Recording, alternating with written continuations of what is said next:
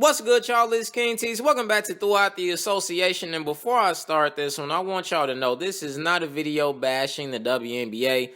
I'm not one you would ever hear say WNBA players should go back to the kitchen, etc. That's all nonsense to me and a mix of trolling. I actually watched the WNBA, although I haven't much this year because I really only watch Maya Moore. I've been watching her since she was at UConn, and she's not playing this year. But with that said, I do got to keep it real. Now, I thought this was interesting considering there's been a lot of talk about how much WNBA players make and that they deserve raises, which I do agree with because they arguably have to work harder to make something close to what they deserve. WNBA players play basketball all year.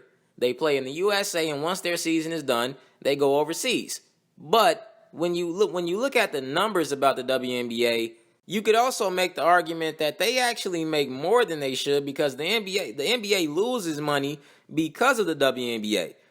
So the pathway to them actually getting raises, I think will take a lot more time, and it's not as easy as they're making it seem. Now that brings me to the Big 3. Ice Cube Big 3 League started in 2017, basically a league of former NBA players, although they did reduce the age requirement to 27 this year, but you still have to have NBA or international experience.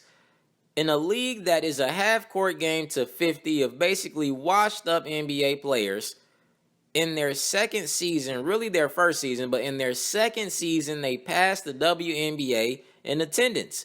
And it wouldn't be shocking if this year they passed them in TV viewers. The average attendance for a WNBA game, at least last year, was around 7,700 people. But in the Big 3, in their first year, the average attendance was around 11,000. And last year, that rose to around 14,000. And it wouldn't be shocking if that was to rise again this year because they keep getting popular former NBA players. Like this year, they got Joe Johnson, Gilbert Arenas, and Lamar Odom, although he didn't work out.